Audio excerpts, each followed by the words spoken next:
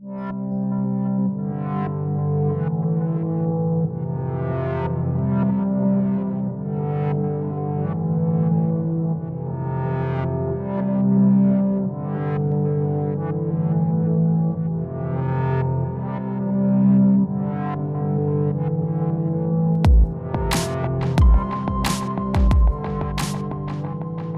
listening to Podcasting Paradigms with Dave Truss, and my guest today is Dave Sands. Dave and I go right back to the start of my career. We were at a middle school. We both got there the same year, although he was an expert teacher, and I was privileged enough to have him as my first mentor for a student leadership course that he and I taught together at the same time one day, and then the next I actually got to teach it on my own. So it was fantastic to have him in that experience. I know that before his current position, he also did a couple of 2 or 3 years as faculty advisor for a teacher education program at SFU. And from there into your current position, welcome, Dave. Thanks, Dave. Yeah, nice to be chatting with you today. Yeah, and actually, I think we're going to do some regular chats, so I'm looking forward to that. There's certainly a lot of different areas that we can chat about. Tell us a little bit about your current position with Coquitlam. So my present position is the Principal of Technology Implementation with School District 43. I work at a district level with the Chief Information Officer, Stephen Whiffen, and he's also the Director of Instruction.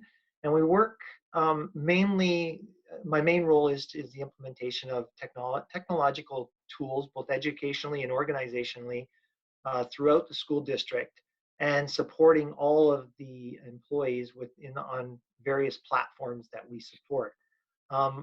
My main focus is around educational technology, so mainly the technology tools that teachers are using in classrooms to support, extend, and learning, but as well in specific areas around STEM and STEAM related activities as well. It's really quite rewarding, and in this time right now, it's really incredible because we're seeing so much shifting in people's pedagogical practice as they become more and more comfortable with these tools. So although it's a challenging time in the world right now, I'm seeing really a lot of rewards in my position, in that we're supporting a lot of educators as they move forward using educational technology tools within their virtual classrooms.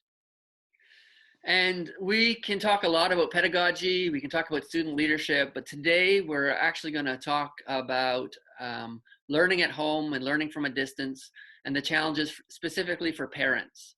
I've had the opportunity to be involved with both as someone that participated in and someone that participated with you when you've done parent presentations around technology for, well, I think the first time I was involved with you was 2007. So you've been talking to parents a lot about using technology for well over 13 years now. Yeah, that's correct. I mean, it seems crazy, isn't it? I think I finished my master's degree in curriculum and technology at SFU in 2004, and we were sort of almost at that time. I think we were speaking idealistically, but also optimistically around the use of technology in supporting student learning. And we were almost thinking we were, I don't know, 3 to 5 years away. And here we are 16 years later, and we're just seeing that huge shift right now. It's not to say a lot of people haven't been making the shift along the way, but the wave is finally here and crashing to the shore for sure. Yes. And so we're in a situation where schools are open in the sense that teachers are still teaching, but they are closed to students coming to be involved because of COVID-19. And so around the world, parents are faced with students being, their children being at home and doing their learning at home. So what we thought we'd do today is give 7 tips to parents around how to manage that experience and maximize the learning opportunities for kids. And so to get us started, the first tip is, how do you manage expectations? Mhm. So this is new to almost everyone. And as you alluded to with the parent presentations, as I did parent presentations over the last 15 years, it was very evident that parents found technology, and especially social media, e- e- extremely difficult to manage, to monitor, and to keep their kids safe. And there was a lot of fear, and there was a lot of challenges with that. And now, like I said, that has come full circle and come here, whether we've wanted it or not. And now all of our students have to engage with their teachers in some way online, even if it's with simple tools. I think one of the biggest pieces for parents that and educators is to manage our expectations around the use of technology in support of our students' continuity of learning. It's never going to be what a face-to-face classroom is and was. And so if we are thinking that the technology is just going to support that, then our expectations are a little broad. And we need to understand that it's not necessarily going to be the same, and that we need to look at it from a different perspective. How are we going to achieve some of the things that we would like to do, but in different ways? How are we going to use the tools that are we have available to us? What maturational level of our students can manage which tools? These are the type of things that we have to consider within our expectations around just simply transposing this learning from face to face to digital platforms. And that's, a lot of what you described there is so true, and it's what we're dealing with as educators. As a parent thinking about it, what should a parent's expectations be? So I think it's really important, and I think in most cases, teachers have been reaching out to parents, and that's the first key thing. I think just a contact and communication with the teacher, but to understand that it may be that the teacher is going to put together some resources, connect with the parents, connect with the child, and then sort of let some of that learning happen a bit more organically. Yes, it puts a little bit more pressure on the parent, as you'll see in some of the other tips that we have today. But at the same time, uh, you know, it's okay. It's not going to be 5 hours of instructional time for a day with this type of learning. So to understand that maybe, and this is for educators too, and that we don't pack or feel the need from our expectations to pack that much information or activity for the students into a daily plan. But for parents, just getting back to that, it might mean email communication. It might mean asking parents to, uh, you know, come on or log into a specific platform, and to be patient with that, to ask questions of the teacher, to reach out for support. It's okay. We're all new to a lot of this, and just to be patient with each other and support each other in that process. Yeah, I think a great example of that is when a student might struggle and not understand what they're supposed to do. And so that can become a major battle where now the parent's trying to help, they don't know how to help either. And so it becomes a conflict between the parent and the child, where a simple saying, hold on, we both don't understand this. Let's connect by video, connect by email. Let's ask your teacher and come back to this. And something as simple as that can reduce that tension that is caused. That's unnecessary, but it's a new environment where both parent and child might be stuck. So the next tip is making a schedule. Mm-hmm. Yeah. Yeah, I think it's really important. I think most of us work really well like that. And as well, if you look at children love routines. This is what we do at school. They start school at the same time every day. They have recess or nutrition break at the same time every day. They have lunch at the same time every day. Teachers do a lot of work in creating routines, especially for younger children. And a lot of that is focused on the students now understanding the expectations so they can, self-regulate and understand what's coming, what's past, what do they need to prepare for energetically throughout the day, and obviously mentally, emotionally as well. So it's really important that you help, if they're young, help them set that routine, and if they're older, almost in the first couple weeks, which we've already gone through here, but as we move forward, is to sit down with them and almost engage with them in a conversation for an adolescent or a teenager of, okay, what is your schedule going to look like over today or over the week, and co-create that with them. A lot of them don't see the need for it, of course, and they don't even realize that that's what they've been doing every single day as they go to school. But I think as adults, parents, I think we need to just be patient and calm with them around that, but almost empower them to create these schedules. And then with younger ones, probably for the most part, set most of that routine for them, and give them some flexibility. Obviously, give them some say as well in some flexible times, but a routine is really, really key. And thinking about that routine, one of the very simple ways to help start that is something as simple as when you get up, you make your bed, or when you get up, you get out of your morning pajamas. Something where it's not just I'm dragging the morning on like it's a Saturday morning, but actually doing something that says, okay, I'm starting my day, or later on, I'm starting my work day. As far as what school looks like. So it can be something as simple as creating those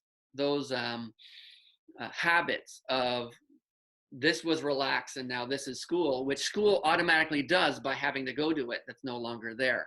And that leads really nicely into our next point, which is to minimize distractions. Yeah, I'm just going to finish off that last one though, Please, which yes. we'll still lead in though as well. And when we talk about routines, this isn't, I would really caution people not to simply make routines just based on that academic or school work time. Sort of build in the whole routine of the day. So you have your learning time, but you may have time for physical activity. You have time scheduled in there for meals. You've got time scheduled in there for maybe some daily chores, breaks, and entertainment and social time. And social time. And I think like I'm a checklist kind of guy. So when I put that down on a checklist and I finish off that piece, and I think some people would agree with me, when you check that off or cross that piece off, it's like, all right, I finished something in my day. So as you mentioned about making the bed every day, that accomplishing that task, you've already accomplished something, and it almost fuels you for that next stage coming. So all right, I've got an incentive. I finish off this 45 minutes of learning time, check, and now I'm going to go to some social time right here. And I think it really psychologically fills us, and it makes us feel complete. So leading into that it was the third tip, which was minimizing distractions. So during those periods where you've scheduled as learning time, is really setting a space aside as best you can. We understand that not everyone has the same context in their home and size of homes and spaces and such, and numbers of siblings and family members, but setting aside a place that has minimum distractions. Maybe it might be a bit quieter, maybe a little more private, making sure it's comfortable. Probably not in the same room that the video game system's in.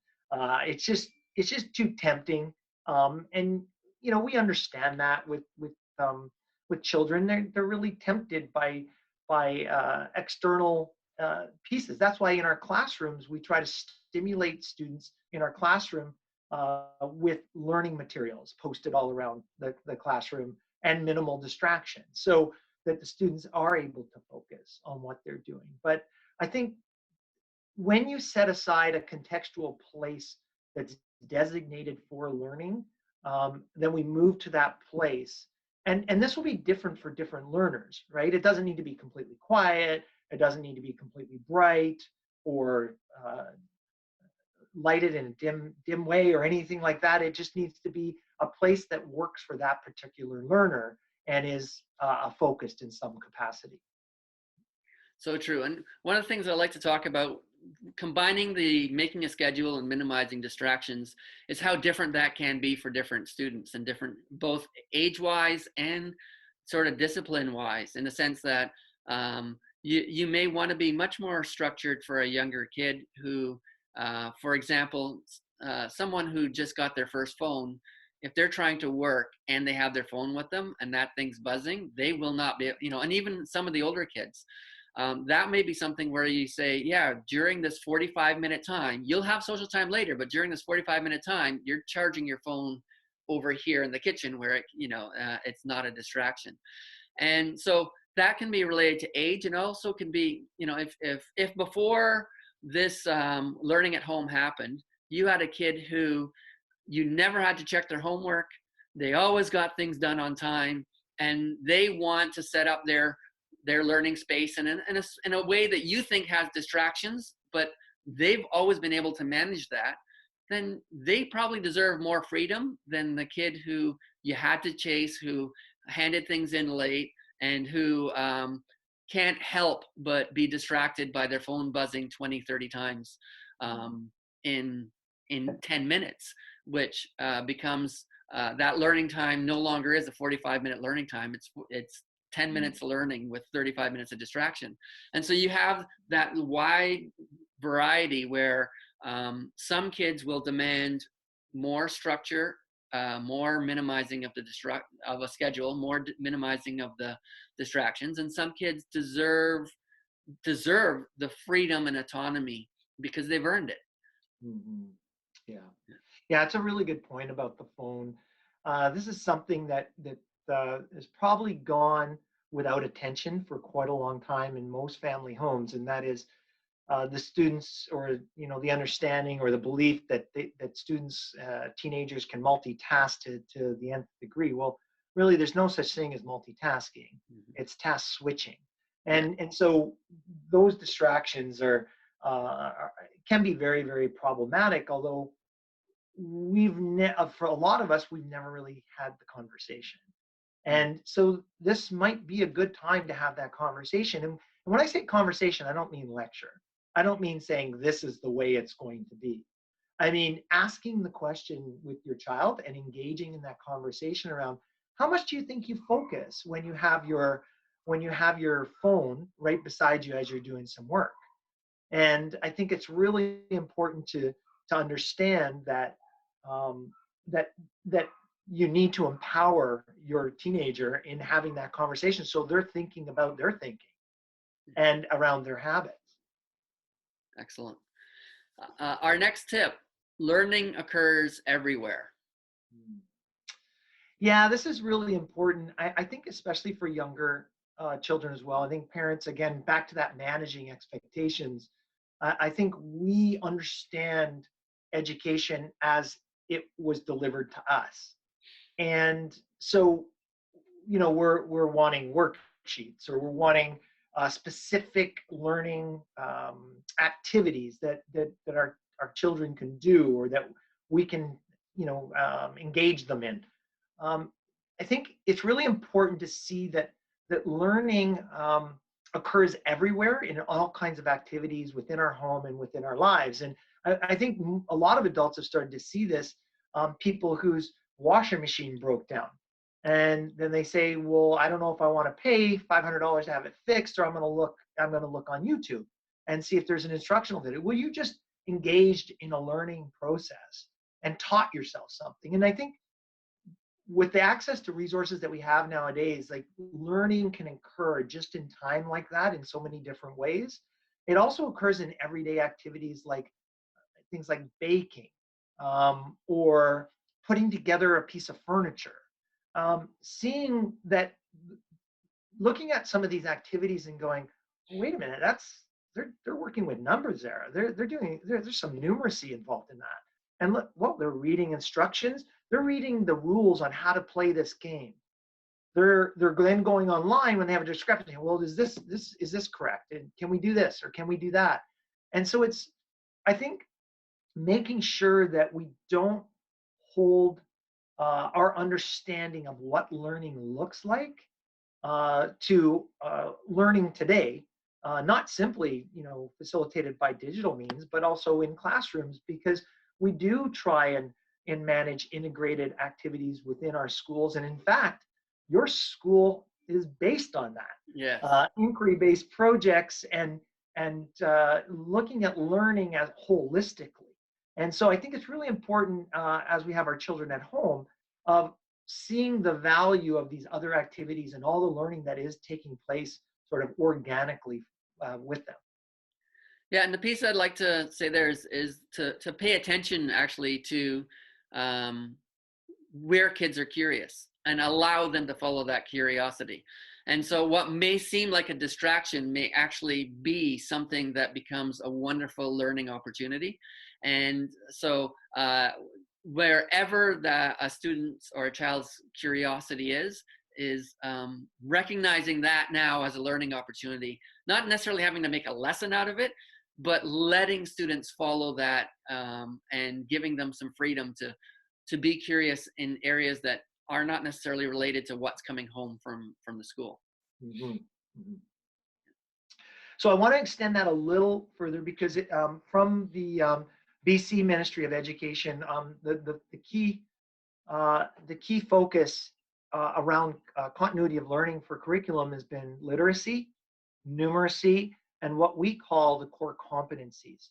So core competencies are around these process skills we've always referred to as critical and creative thinking, problem solving, social and personal responsibility, cultural identity. These types of skills are inherent in almost everything we do. And the emphasis by our Ministry of Education is that's what we're focusing on as we continue with continuity of learning with our students remotely. So it's really important, as I mentioned earlier, to see the learning in all the everyday activities we do, especially things like these core competencies in that, okay, so we've got something we're going to fix, something's broken, and how are we looking at this critically? How are we looking at creative solutions? How are we engaging in step-by-step processes? How we're communicating with each other, communicating with teachers, communicating with peers, communicating between parent and child. All these things are helping that child move forward in a learning sense as well. And those list of competencies you talked about, it's a reality that companies are looking for those too. And I think just recently, Google said, we no longer require a university degree from a future employee, but we are looking for those exact skills. And so that's a significant thing to recognize, that those competencies are things that not just encourage at school, but we want to encourage them at home. And we know that those, quote unquote, soft skills are skills that are going to be needed in the future. Any other points on that? No, I just, I know it's a little difficult thing to do. And I've talked about this with parents before, but we only know education as we knew it. Yeah. But a lot has happened in 30, 40 years for many of us. And to really go back to point number one around managing our expectations, really try not to see that education is being held to that standard that was 40 years ago, but that we have learned a lot and it looks a little different. Which segues nicely into tip number 5, set daily and weekly goals. Yeah, and this really connects actually with the schedule as well, right? So with the daily goals, you're around that, setting that schedule, you're actually just setting really small goals during the day. So as we're working through the day, but I guess we can more emphasize the weekly goals as well. And this is where probably teachers are focused with families, is more on the weekly type goals. And a week, as you know, can go by very, very quickly if you're not getting out of your pajamas and you get hooked into Netflix a bit. So not only having that daily schedule with daily goals, but also having something weekly that we can kind of focus on. And this again isn't solely focused on your learning goals. Maybe make an exercise goal. I just finished a great competition with Fitbit for a week-long step challenge. And boy, it got us out walking, obviously socially distanced. But, between my brother and my daughter and myself, and it really motivated us to get out and do some walking and steps. And then we would communicate between days on how well we were doing. I mean, we think of just human nature. Goals, in a sense, actually drive us. Now, they have to be realistic, obviously, and but at the same time, it's a good opportunity to challenge ourselves, make it fun, and especially in the state we're in the world right now, we need that fun. We need those little challenges to keep us motivated and keep us going. But I think weekly goals are a really good idea. Yeah. Fun aside, a buddy of mine just finished a 30-day challenge to plank the curve by doing planks and increasing up to 5 minutes. And so we were just on a Zoom call yesterday where a whole bunch of us were planking for 5 minutes, and then his wife was actually filming them live on Facebook, and it became this big, huge community event. And so setting those fun goals, planning daily walks or something where you're getting outside and getting fresh air, it builds in those opportunities for you to realize that this might be an opportunity to do things you didn't have a chance to do, to take care of your health or do other things as well. Mm-hmm. I really love this next point. It's one that I know that you've kind of been drilling to people for a lot, and that is point number 6: all screen time is not created equal.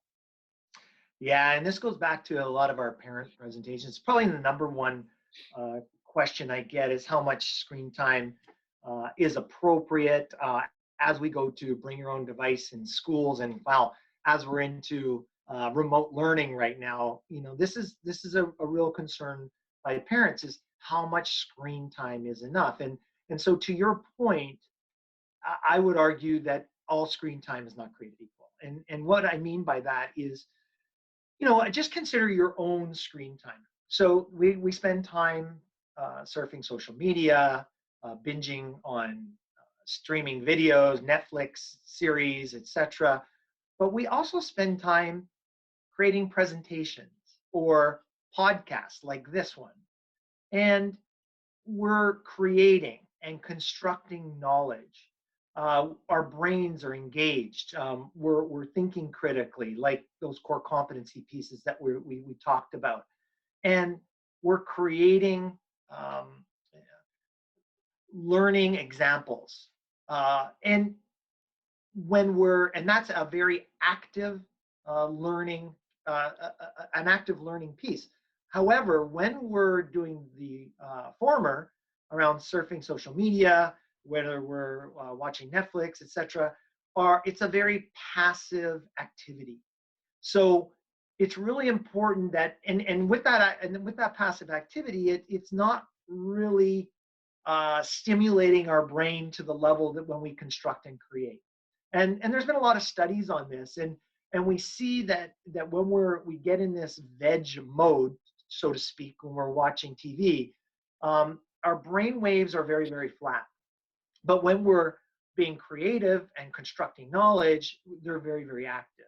So it's really important that we don't summarize screen time as only one thing, because there's so much more to screens in terms of interaction, creation, and construction that we now have access to, as opposed to what we only had in terms of one-way communication with the television.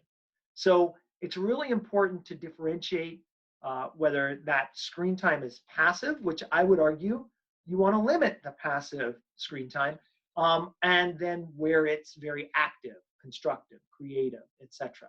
So what are your thoughts on that, Dave? Well, there's another one specific to being sort of quarantined at home that I think is really important, that the people need to recognize, parents need to recognize. and that is the just that idea of being social online and how important that is. Before this happened, a lot of kids had sports where they got to go, one practice, one game a week, and be with their friends. They had dance, they had gymnastics, they had just tons of opportunities to connect, even go, skateboarding with their friends. So there were tons of opportunities where kids had opportunities to spend with other kids. And so to be keenly aware now that that social time has moved online, and allowing time and space for that. And that doesn't mean that they get to use it nonstop, but to recognize that, if you're having hardline opportunities of taking away the digital, to recognize that kids do need that interaction time. And I know that's something you talk a lot about in your presentations to parents. Mhm. Yeah, that's a really good point, Dave. Their whole social life has been turned upside down, much like ours. Now, as adults, we tend to spend a little more time with our partners or alone than what kids do. I mean, that's a huge part of their life. And because that's been turned upside down, I think we need to make allowances for them to connect as much as possible. Obviously, making sure they're safe, making sure it's appropriate, all those pieces. But I would argue as well and agree with you that we need to relax the screen time restrictions at this time, understanding that students need to connect with each other. It's a very, very big piece around the learning process, and it ties into the core competencies I mentioned, and as well, even in extending their learning and engaging their learning. Because even us as adults, if we don't understand something, and I know you're a big proponent of this, Dave, in terms of a professional learning community, we reach out to our community. We connect digitally in almost all cases, but sometimes face to face. If we don't understand something, know something, need some resources for something. So I think students are sort of at the same in the same place. Most of their communication is going to be more on a social level, but it's needed at that age as well. So I think you make a really good point about relaxing those screen time limits a little bit, understanding that they're not connecting face to face, and they need that space as well. So that's a really good point. And our last point, number 7, modeling learning. Yeah, so this almost ties everything all together within our expectations and distractions and setting goals. As parents, we often think, well, I don't understand the technology. I don't understand these pieces, and I don't even necessarily understand the learning. This math is too difficult for me. But I think simply modeling learning within your home, so you don't know something, so you want to look it up. Um, to I don't understand this. I'm going to ask questions.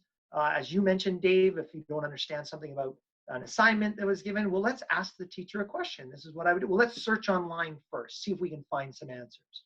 And modeling that sort of energy and inquiry-based perspective, sort of asking questions and looking for answers, and then being humble enough to reach out to others to ask those questions as well, I think is really important. And as well, I always really found it fascinating. I remember some research that I read one time that was identifying the success of young men in terms of their educational successes and careers. And one of the single most determiners for young boys around education and their success in their lives was whether their fathers read or not. And not even read to these boys as they were younger, but just simply read the paper and modeled that type of learning and modeled those habits to their children. So whether it's competencies or character traits that you're constantly modeling, or even learning and reading books, the way we model is the way, and we're often unaware of this, It's the way our children see who we are and what's appropriate, and ways to pursue learning in the world. And I think it's so important that we model these things to our children. Yeah, I openly admit that I struggle at times with my phone being as big a distraction for me as I see it for my kids. And so it's hard for me when I'm not modeling, putting the phone down and giving that committed, focused time to then expect my kids to do the same, right? And so if you're in a home environment where you let your phone constantly be a distraction to you while you work, but then you're telling your kid that that's not what you're supposed to be doing, that's kind of hard to understand. But I love the point too, and going back to, asking the teacher and asking for help. And I've noticed for students in the last few years, a struggle with resiliency, and hitting a roadblock or hitting that stump, it becomes this major frustration. And I think that's a really great place for parents to make sure they're not showing the same frustration, and to say, okay, we have a problem here, and actually say, what do you think, or here's a suggestion for how we follow through with that, and do it in a way that allows a child to see that, okay, when you hit a roadblock, here are some really good strategies, not necessarily that you're listing, but that you're actually doing in order to accomplish that. And I think that's really big. Yeah, I totally agree. And I'm really glad you brought up the digital habits as well, because we again, we often think, oh, our kids know more about technology than we do, and in a lot of cases they do, and it's usually around specific apps or different types of skills in terms of technology. But it's the character pieces, the self-regulation pieces that we can model, the ethical pieces that we can model, and it starts really with family dinners. We have a real simple rule in our home: no phones at the table, and they go away. And it's probably the best time of our day because we're all engaging face to face. We're having conversations. It's supportive, it's positive, and it's away from that screen time. So we're modeling this effective communication. And it's what, to be honest with you, it's often very, very well received by our teenagers in those Mm-hmm. times, because it's almost like they're allowed to have a break. And I Yeah. think with their social circles, they don't ever see themselves as being able to take that break. So anyway, I divert a little bit here. And so I think we need to realize as adults, parents, educators, that we have a powerful, powerful role in how we're modeling our screen time and digital behavior, and as well as our general energy as we're around them, and in our pursuit of learning. So I find that modeling is one of the most powerful things we can do to support our students. Any final tips? Well, no, I think this has been a pretty extensive list. This is, and, I don't want to make this overly extensive where we're actually avoiding what we're actually trying to support here, right? But I think, this,